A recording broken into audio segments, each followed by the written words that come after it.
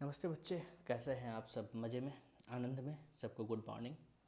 आशा करते हैं कि आप अच्छे होंगे, आपकी पढ़ाई लिखाई अच्छी चल रही होगी। और आज हम लोग करेंगे यथार्थ ऑनलाइन ग्रुप में जो पेड टेलीग्राम ग्रुप है उसका सेट 3 का मैथ्स। ओके, मैं आपको बता दूं कि यथार्थ ऑनलाइन के द्वारा एक पेड टेलीग्राम ग्रुप चलाया जा रहा है जिसका फ़ी मात्र 51 रुपये है और जिसमें BSSC CGL और BPSC AEDO एग्ज़ाम को टारगेट करके पर डे 10 मैथ्स, 10 रीजनिंग और 10 GK GS के क्वेश्चन पूछे जाते हैं।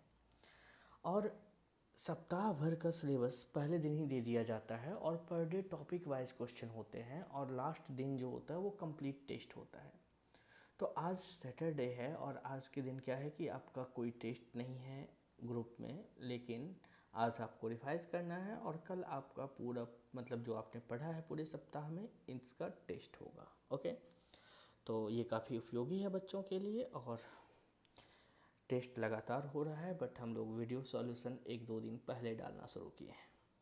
तो आज सेट 3 होना है। सेट 3 का 11 नंबर क्वेश्चन से मैथ्स रहता है, 1 से 10 रीजनिंग और 11 नंबर मैथ्स। ओके, और मैथ्स में आज होना है इनकम और एक्सपेंडिचर का क्वेश्चन। ओके, इनकम और एक्सपेंडिचर और एक था कंजम्पशन वाला, है ना। तो इस 2 टाइप के क्वेश्चन को आज हम लोग करेंगे और सारे क्वेश्चन ऐसे हैं जो या तो हाल फिलहाल के एग्जाम में पूछे गए हैं या पूछे जाएंगे।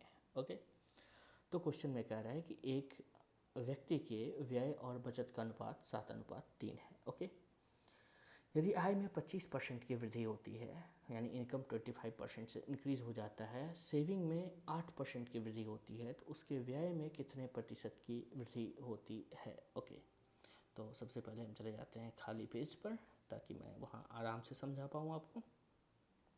मैंने आपको बताया है कि भाई संसाधन थोड़े कम हैं, तो किसी तरह से हम लोगों को काम चलाना होगा। ओके, तो चलिए देख लेते हैं। ठीक है, एक व्यक्ति के व्यय और बचत का अनुपात जो दे रखा था वो कितना दे रखा था? 7:3। अच्छा, व्यय और बचत से आप क्या समझते हैं? जैसे आप घर से पैसा मंगाते होंगे, ठीक है, और घर से पैसा मंगा के भाई रहते होंगे, खर्च करते होंगे पैसा, लेकिन कुछ पैसा आप बचा देते होंगे कि भाई मतलब साल के किसी खास महीने में आपको उस पैसे की ज़रूरत होगी, इसलिए आप थोड़ी सेविंग भी करते होंगे।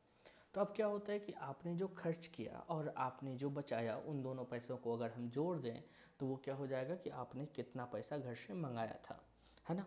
तो देखिए है क्या कि एक व्यक्ति की बचत और व्यय और बचत का अनुपात 7:3 था। मतलब 7 रुपये में खर्च कर दे रहा हूँ और 3 रुपये में बचा भी ले रहा हूँ। तो आप कहेंगे कि सर इसका मतलब ये हुआ कि आपकी इनकम जो है वो 10 रुपये है।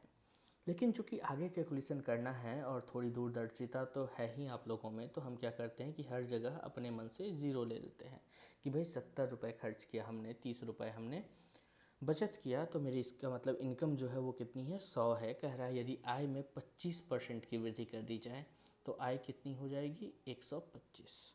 ओके, फिर कह रहा है कि बचत में 8% की वृद्धि हो जाए, तो बचत में अगर 8% की आप वृद्धि करेंगे तो बचत कितनी हो जाएगी? आप ऐसे समझिए 30 गुने 108/100, ये जीरो जाएगा, बचेगा ये 324/10, मतलब 32.4।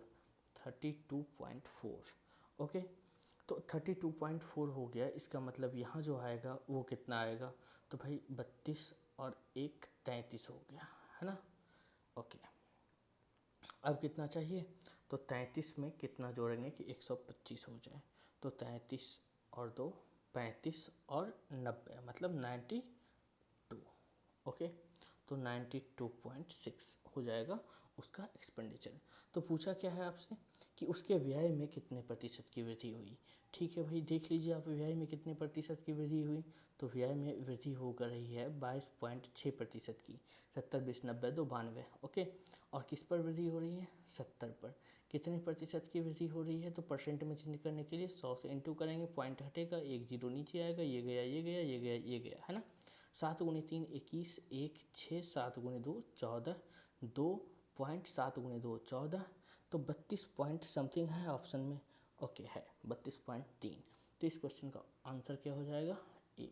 इस क्वेश्चन का आंसर क्या हो जाएगा? ए। आई बात समझ में? शायद समझ में आ गई होगी। ओके, तो सेकंड नंबर क्वेश्चन देख लेते हैं। सेकंड नंबर क्वेश्चन में क्या कह रहा है बच्चे? मतलब 12 नंबर क्वेश्चन मैथ्स का सेकंड, लेकिन ओवरऑल 12। ओके, ये क्वेश्चन तो आप खुद से भी बना सकते हैं अगर पहला बना लिए हैं या पहला सीख गए हैं तो मुझे तो लगता है कि अगर आप मैथ्स की वीडियो देख रहे हैं तो कॉपी कलम लेके देखा कीजिए। दूसरी बात कि आपको जब मैं कहता हूँ कि ये क्वेश्चन आप बना सकते हैं तो आप तुरंत वीडियो को रोक दीजिए और दूसरे क्वेश्चन पे अटेम्प्ट लीजिए। ओके, तो कह रहा है एक व्यक्ति के व्यय और बचत का अनुपात 9:5 है। ठीक है, व्यय और बचत का अनुपात कितना है? 9:5 है। फिर कह रहा है कि यदि उनके आय में 20% की वृद्धि होती है और व्यय में 15% की वृद्धि होती है तो उनके बचत में कितने प्रतिशत की वृद्धि होगी? तो आराम से आप बना सकते हैं, है ना। और अगर समय हो तो आप क्या कीजिए, पॉज करके उसको रोक लीजिए। ओके, ठीक है, और ट्राई कर लीजिए। और अगर नहीं समय नहीं हो तो कोई बात नहीं, मैं बता रहा हूँ, आप देखिए आराम से। ओके ओके, तो सेकंड क्वेश्चन देख लेते हैं, है ना। मैं इसे मिटा देता हूँ। ये ठीक है, मतलब आप लोग बता नहीं रहे कमेंट करके कि कैसा लग रहा है, नहीं लग रहा है, मतलब ये पर्याप्त संसाधन से काम चल सकता है या नहीं चल सकता है, ये सब चीज़ थोड़ा सा आप बता दिया कीजिए तो ठीक रहता है ना। कह रहे हैं एक व्यक्ति के व्यय और बचत का अनुपात 9:5 है। व्यय मतलब एक्सपेंडिचर जो हम खर्च करते हैं, और बचत मतलब सेविंग्स, है ना, 9:5। ओके, तो भाई बचत है, सेविंग है, तो इससे इनकम आ सकता है। और 9:5 कितना होता है? 14। और चूंकि कैलकुलेशन आगे करना है तो हर जगह क्या करेंगे? 0। फिर क्या कह रहा था कि यदि उसके आय में 20% की वृद्धि हो, तो आय में 20% की वृद्धि मतलब 140 गुने 120 2200, तो डबल जीरो कैंसिल हो जाएगा। 12 गुने 4 कितना हो जाएगा? 48। 8 4 और 12 गुने 1 12 और 4 16, मतलब 168 रुपये उसकी इनकम हो जाएगी। मैंने कैसे किया, समझ में आया आपको? 140 और 20% बढ़ा है तो 120 2200, ये जीरो ये जीरो ये जीरो ये जीरो कैंसिल, तो 12 गुने 14 मैंने कर दिया 168। अब उसकी इनकम हो गई 168। फिर क्या कह रहा है कि भाई आय में वृद्धि हो गई, व्यय में भी 15% की वृद्धि कर दीजिए। ठीक है, व्यय में 15% की वृद्धि कर देंगे, पहले इसको मिटा देते हैं। व्यय है कितना? तो 90, और 90 को अगर 15% बढ़ाना है तो ये कितना हो जाएगा? 115/100। 115/100 ये गया 5 गुने 23 गया और 5 गुने 2 गया, तो 5 गुने 2 आया। ठीक है, यहाँ कितना है? 23 है। ठीक है, तो 9 को अगर 23 से गुना करेंगे, 9 3 जा 27, 7 2 9 2 जा 18, 18 और 2 कितना? 20।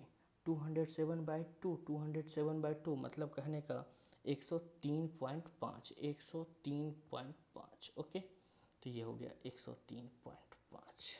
ओके, अब इनकम भी मालूम है आपको और एक्सपेंडिचर भी मालूम है, तो माइनस करेंगे। 168 में से 103 अगर माइनस करेंगे तो कितना आ जाएगा? तो भाई 65 आएगा। लेकिन आधा और है ना, मतलब आधा अगर माइनस कर देंगे तब कितना आएगा? तो भाई 64.5 आ जाएगा। तो इसका मतलब पहले जो सेविंग थी वो कितनी थी? 50 थी। बाद में सेविंग कितनी है? 64.5 है। तो सेविंग कितनी बढ़ी? 14.5 बढ़ी। किस पर बढ़ी? 50 पर बढ़ी। कितना परसेंट बढ़ी? तो भाई 100 से इंटू कर देंगे। 50 गुने 2 100, 14 गुने 2 28 और आधा गुने 2 1, तो 28 और 1 29। ऑप्शन में कहीं था 29%? जी बिल्कुल है। तो इसका मतलब सही आंसर क्या होगा? 29%। आई बात समझ में? ओके, अच्छा नहीं लिखे थे क्या? चलिए ठीक है। अब तो लिख लिया होंगे, स्क्रीनशॉट ले लिया होंगे, स्क्रीनशॉट तो ले सकते हैं शायद। ओके, नहीं तो पॉज करके आप आराम से लिख लेंगे। चलिए नेक्स्ट क्वेश्चन देखते हैं। तो आसान क्वेश्चन था, दोनों एक ही टाइप के क्वेश्चन थे और दोनों क्वेश्चन हाल फिलहाल में किसी एग्जाम में पूछे गए हैं।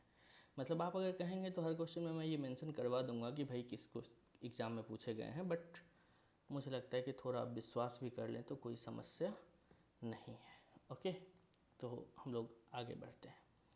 जब मैं कह रहा हूँ कि पूछा है मतलब पूछा है, ये मान लेना चाहिए फिलहाल आपको। कह रहे हैं निशा ने ₹P कमाए। बढ़िया है, निशा कमा रही हैं पैसा। कितना कमा रही हैं भाई? ₹P। और उसका 40% भोजन और परिवहन पर व्यय किया। ठीक है, 40% खर्च कर दिया। फिर क्या किया कि शेष राशि का, ओके, तो पहली बात तो निशा अगर 40% खर्च कर दी तो शेष उसके पास बचा कितना? 60%। 60% को क्या लिखेंगे? 3/5। तो P का 3/5 उसके पास बचा हुआ राशि है। आप कहेंगे तो मैं यहीं लिख दूँ। ओके, तो P का 3/5 पी का 3/5 निशा के पास बचा, मतलब 40% खर्च किया तो 60% बचा, 60% बचा मतलब 3/5 बचा। ठीक है, शेष राशि का 25% किताबों पर व्यय किया, इसका भी 25% निशा किताब पे व्यय कर रही है। ओके, तो 75% बच रहा है, 75% को क्या लिखेंगे, तो 3/4 लिखेंगे। ओके, और ये जो बचत है निशा का वो किसके बराबर है, तो 11,970 रुपये के बराबर है। तो कह रहा है बताइए पी का मान क्या है, तो पी का मान भाई जो कैंसिल हो रहा है कैंसिल कर दीजिए। 9 9 गुने 1 9 2 9 9 गुने 3 27 2 7 9 गुने 3 27 0 मतलब 1330 गुने 20। ओके, तो ये तो हो जाएगा 266 और 00, तो सही आंसर क्या हो जाएगा 266 00 मतलब 26,600। कितना आसान क्वेश्चन है। ऐसे क्वेश्चन को तो आप आराम से बना सकते हैं, बिल्कुल आराम से, है ना। और ये क्वेश्चन भी हाल फिलहाल में किसी एग्ज़ाम में पूछा हुआ है। तो चलिए यहाँ तक आप सीख लीजिए, आगे बढ़ते हैं हम लोग। 13 नंबर हो गया है ना, 14 नंबर क्वेश्चन देखेंगे हम लोग। 14 नंबर में कह रहा है कि नेहा की आय का 7% रिया की आय के 21% के बराबर है। गुड, नेहा की आय का 7% रिया की आय के 21% के बराबर है। ओके, और रिया की आय का 12% कुणाल की आय के 16% के बराबर है। कुणाल की आय 96,000 है। यदि नेहा अपनी आय का 12% बचत करती है तो उसका व्यय ज्ञात कीजिए। आपने रेशियो पढ़ा है, बिल्कुल पढ़ा होगा। तो रेशियो जब आप पढ़े होंगे तो रेशियो में क्या होता है कि इस तरह के क्वेश्चन मिलते हैं। बस यहाँ पर क्या किया कि परसेंट कर दिया, है ना। जैसे इसी क्वेश्चन को ऐसे भी लिख सकता था ना कि नेहा की आय का जैसे 7 और 21 है तो 1:3 या 3:1 वाला रिलेशन दे देगा कि नेहा की आय उसके आय का 1/3 है। तो ये क्वेश्चन किस में चला जाएगा, रेशियो में। हम लोग बनाएंगे भी इसको उसी तरीके से। नेहा की आय का 7%, ठीक है। नेहा को मैं एन लिख दूँ तो कोई दिक्कत है आपको, नहीं आपको दिक्कत नहीं, नेहा को भी दिक्कत नहीं होगी। चलिए ठीक है, देख लेते हैं। नेहा के आय का 7%, नेहा के आय का 7%। ओके, रिया की आय के 21% के बराबर है। तो ये बराबर है रिया के आय के 21% के। तो ये 100 गया, 7 गुने 3 21 गया। तो Neha by Riya is equal to, Neha by Riya is equal to 3:1 ऐसा लिख सकते हैं। ये ध्यान रखिएगा, ये अपने काम का है। नेहा और रिया का रिलेशन जो है वो 3:1 का है, ये अपने काम का है। ये हम बाद में इस रिलेशन का यूज़ करेंगे। मतलब अगर हम कहें कि इसको उठा के थोड़ा साइड कर लो तो कर लो भाई, है ना। ओके, नेहा और रिया का रिलेशन जो है वो 3:1 है।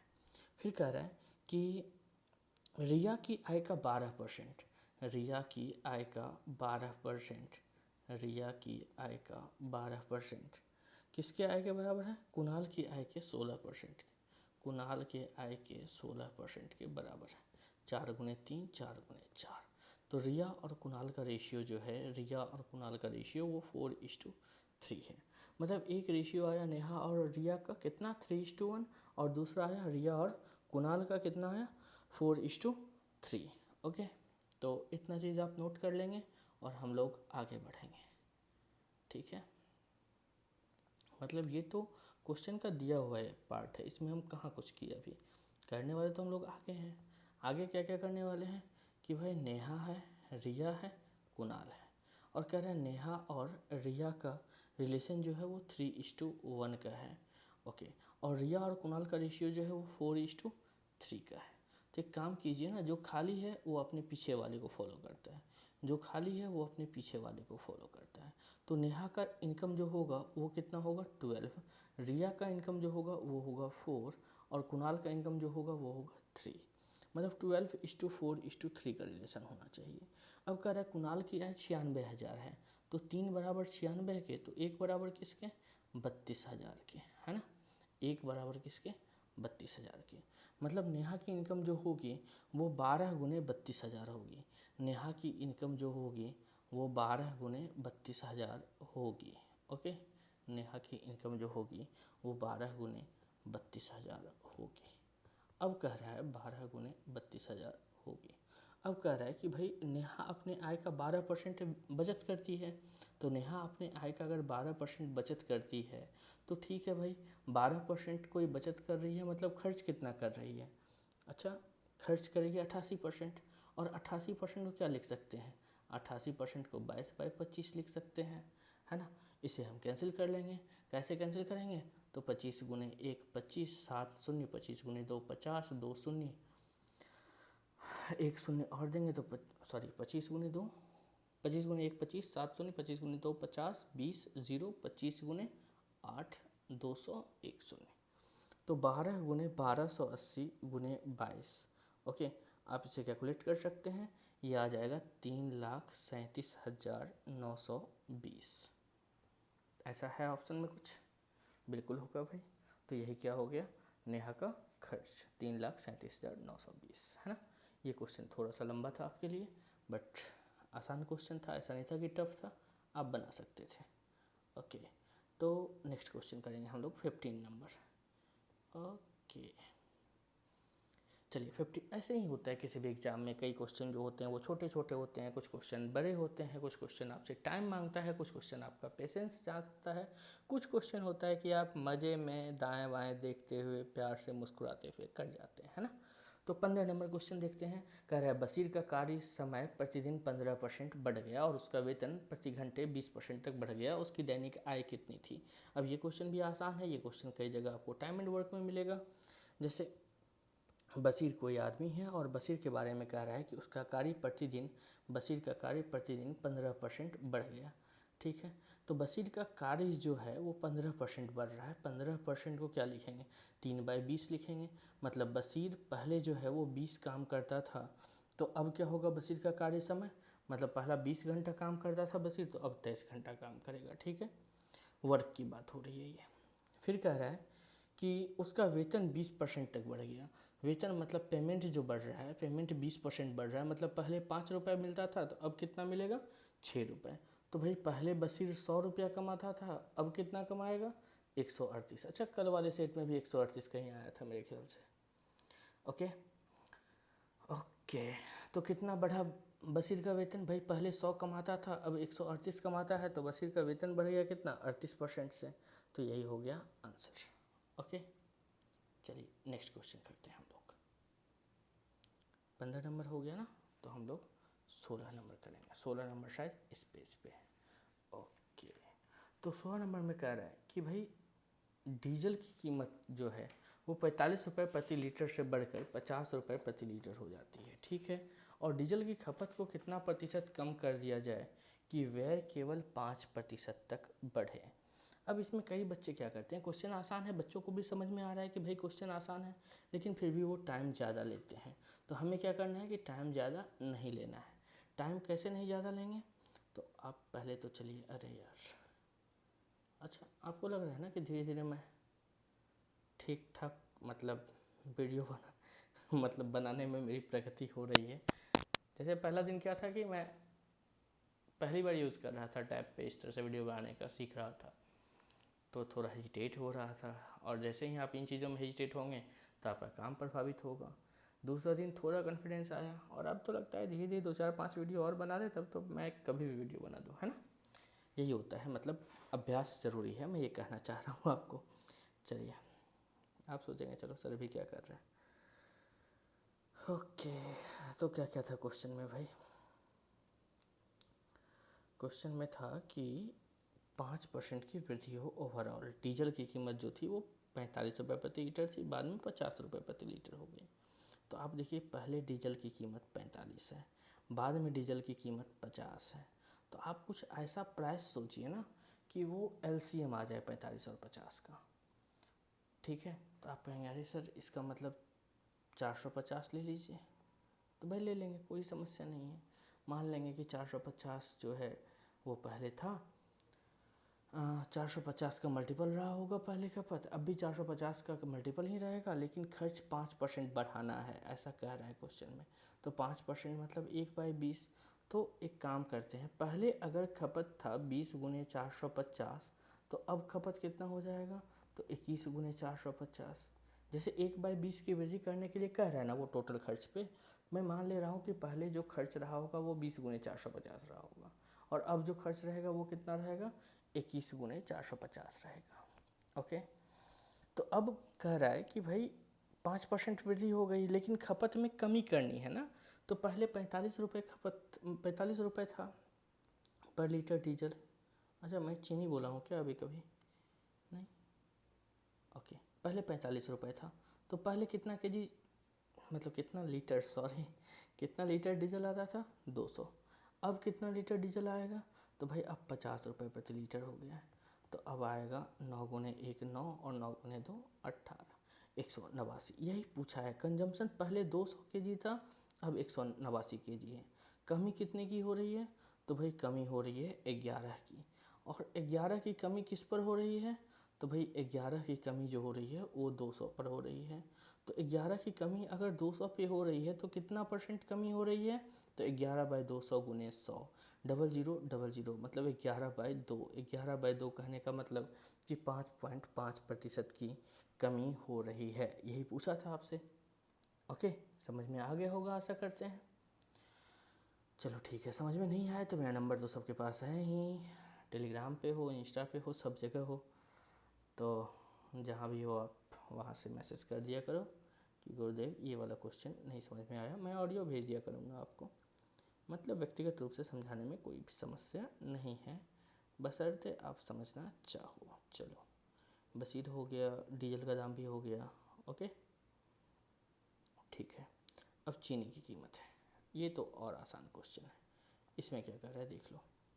कह रहा है कि चीनी की कीमत में 20% की वृद्धि हो गई, तो चीनी की खपत में कितने प्रतिशत की कटौती की जानी चाहिए जिससे चीनी पर हुए व्यय में कोई अतिरिक्त वृद्धि ना हो? ये तो आप बिल्कुल आसान से कर दोगे यार। मतलब 20% की वृद्धि हुई तो इसका मतलब क्या हुआ? 1/5 की वृद्धि हुई। तो पहले चीनी की कीमत कितनी थी? 5। अब चीनी की कीमत कितनी हुई? 6। यही ना? ओके, मतलब टोटल खर्च जो रही होगी वो कितनी रही होगी? 30। पहले 5 रुपये पर केजी चीनी आती थी, 6 केजी लेते थे। अब 6 रुपये पर केजी चीनी आ रही है तो अब 5 केजी लेंगे। तो कमी कितने की हो रही है? 1 की। किस पर हो रही है? 6 पर। कितने पर हो रही है? कितना परसेंट हो रही है? तो 100। तो 100/6 मतलब 16 सही 2/3। 16 सही 16 होल 2/3 बन गया अपना क्वेश्चन। Okay, good. तो ये 17 नंबर बन गया। ओके, अब हम लोग कहाँ जाएंगे? 18 नंबर पे। और 18 नंबर क्वेश्चन में क्या कह रहा है? 18 नंबर क्वेश्चन में कह रहा है कि भाई सुजाता अपने मासिक आय का 18% घर के किराए पर खर्च करती है। ठीक है, आय का 40%, आय का मतलब 18% में 40% हम जोड़ देते हैं, जोड़ सकते हैं, कहने का मतलब उसका पूरा खर्च बताने के लिए अभी तक का। ठीक है, तो 58% खर्च कर देती है। 18% किराए पे और 40% आय पे, तो 58% का खर्च हो गया। तो बचा कितना? 42% बचा। तो कह रहा है शेष का 55% अपने बच्चों के शिक्षा पर। तो जो भी उसका टोटल इनकम रहा होगा, जो भी सुजाता नाम है ना, हाँ, सुजाता का जो भी टोटल इनकम रहा होगा, पहली बात तो इससे 58% खर्च कर दी सुजाता, तो बचा कितना? 42%। तो 42% को 42/100 लिखते हैं। ओके, फिर क्या कह रहा है कि शेष का 55%, शेष का 55% अपने बच्चों के शिक्षा पर खर्च करती है यदि उसकी मासिक बचत। ओके, तो पहली बात तो अगर 55% खर्च कर रही है तो बच कितना रहा है अब? 45%। मतलब जो पहली बात 58% खर्च की तो 42% बचा, इसका भी 55% खर्च कर दी तो इसका भी 45% बचेगा, 9/20 बचेगा। और ये उसका मासिक बचत दे रखा है 4725। ओके, तो कैंसिल कर दीजिए।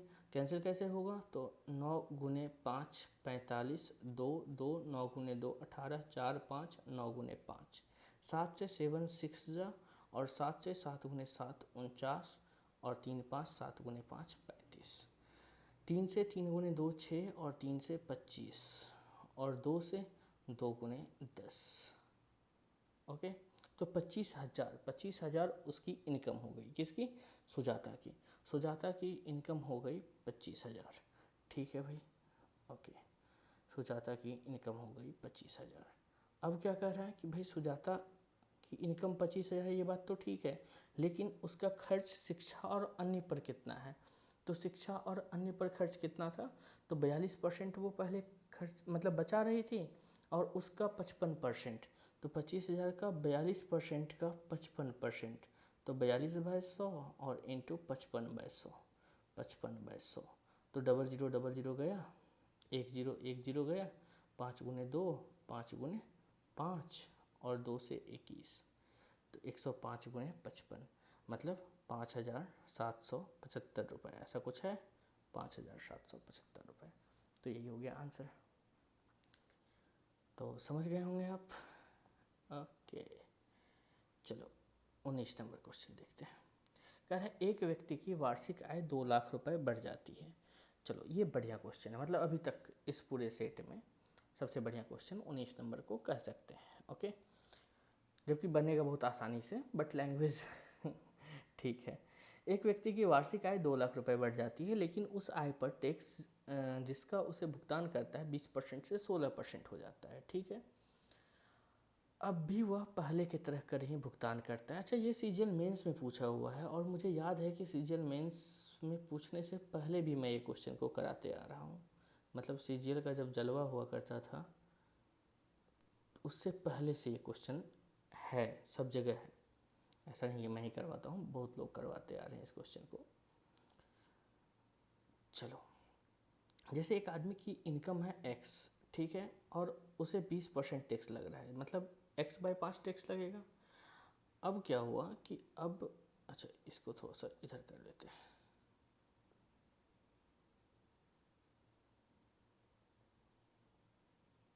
ठीक है, अब क्या हुआ कि अब आदमी की इनकम बढ़ गई, कितनी, x+2 हो गई, और टैक्स कितना हो गया भाई, 16% हो गया, मतलब 4/25 हो गया। ओके, और ये दोनों टैक्स जो है वो क्या है, बराबर है। तो 5 गुने 5 25, तो इधर आएगा तो ये हो जाएगा 5x हो जाएगा ये, और इधर क्या होगा, तो इधर बचेगा 4x + 8, 4x + 8, तो 5x - 4x, x बराबर कितना आ गया, 8 लाख। मतलब आदमी की पहले इनकम कितनी थी, 8 लाख, बाद में इनकम कितनी हो गई, तो भाई 2 लाख बढ़ी, अब उसकी इनकम कितनी हो गई, 10 लाख। क्वेश्चन में क्या पूछा है कि उसकी बढ़ी हुई इनकम क्या है, तो बढ़ी हुई इनकम कितनी होगी बच्चे, 10 लाख होगी। ओके, आसान क्वेश्चन था, आपको नहीं समझ में आया तो आप एक बार और कोशिश करेंगे तो समझ में आ जाएगा। बढ़िया क्वेश्चन भी था और क्लास में कई लोगों ने किया भी होगा। अगर कोई पुराने बच्चे होंगे अभी इस वीडियो को देखते हुए तो उनको याद आ जाएगा कि अरे हाँ सर तो परसेंटेज में ये क्वेश्चन करवाते थे।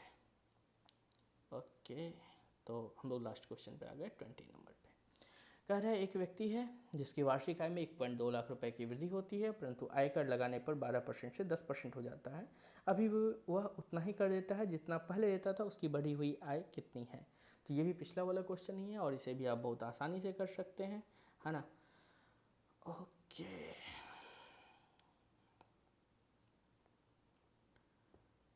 चलो यहाँ कर लेते हैं। मतलब आदमी की इनकम जो है वो बढ़ कितनी रही है, तो पहली बात तो आदमी की इनकम x रही होगी और इस पर टैक्स कितना था, 12%। फिर क्या हुआ कि आदमी की इनकम बढ़ गई, x+1.2 हो गई, और अब टैक्स जो लग रहा है वो कितना लग रहा है, 10%। ओके, तो ये डबल ज़ीरो कैंसिल हो गया, 2 गुने 6 कैंसिल हो गया, 2 गुने 5 कैंसिल हो गया, तो ये हो गया 6x बराबर 5x प्लस 6x बराबर 5x प्लस 5 गुने 1.2, यही ना, तो 12 गुने 5 60, मतलब 6, तो x की वैल्यू कितनी हो जाएगी, 6। अब इनकम बढ़ा कितना, 1.2, तो 6 + 1.2 कहने का मतलब 7.2, तो 7.2 था क्या ऑप्शन में, बिल्कुल रहा होगा जी। ओके, एक सेकेंड, थोड़ी बहुत गलतियाँ अभी भी हो जाती हैं, मतलब जब मैं लिख रहा होता हूँ पीपीटी पे, तो अरे यार 20 नंबर 7.2 है ना, मतलब आ जाएगा, अच्छे से आ जाएगा, थोड़े समय की बात है। और कोई इस भ्रम में मत रहिएगा कि सर जो एडीओ का बैच ला रहे हैं उस बैच में भी सर ऐसे ही पढ़ाएंगे, इसी पढ़ाएंगे, नहीं भाई, उस टाइम एकदम स्मार्ट बोर्ड पे रहेंगे, ठीक है। और एडीओ का बैच जो है वो 17 सितंबर से स्टार्ट हो रहा है, तो 17 सितंबर को हम लोग लाइव पढ़ेंगे उस क्लास में, बोर्ड पे पढ़ेंगे, फेस टू फेस, मतलब ऑनलाइन पढ़ेंगे, फेस टू फेस तो नहीं कर सकते हैं, ठीक है, लाइव प्लस रिकॉर्डेड होगा वो। तो आज के लिए इतना ही, ये सेट भी हम लोग कंप्लीट कर लिए, 3 नंबर सेट। मैंने आज प्रॉमिस किया था कि भाई देर मतलब लेट नाइट मैं इसे अपडेट कर दूंगा, और 3 सेट हो गया, तो अब 4 और 5 सेट बचा। सैटरडे है आज, तो शाम में आपको 4 नंबर सेट भी दे दूंगा और 5 नंबर भी कल मॉर्निंग में मिल जाएगा आप लोगों को, ठीक है। तो आगे क्या करेंगे हम लोग कि 5 नंबर सेट तक कर लेंगे, तो आप क्या कीजिएगा कि रिवाइज़ कीजिएगा, ठीक है। बस आपसे एक विनम्र निवेदन ये है कि आप प्लीज़ शेयर कीजिएगा इन चीज़ों को। शेयरिंग इज़ केयरिंग, आपको शेयर करना चाहिए, ऐसा मुझे लगता है, ठीक है, क्योंकि आपके सपोर्ट के बगैर हम कुछ भी नहीं। तो ठीक है, आज के लिए इतना ही, टाटा बाय बाय।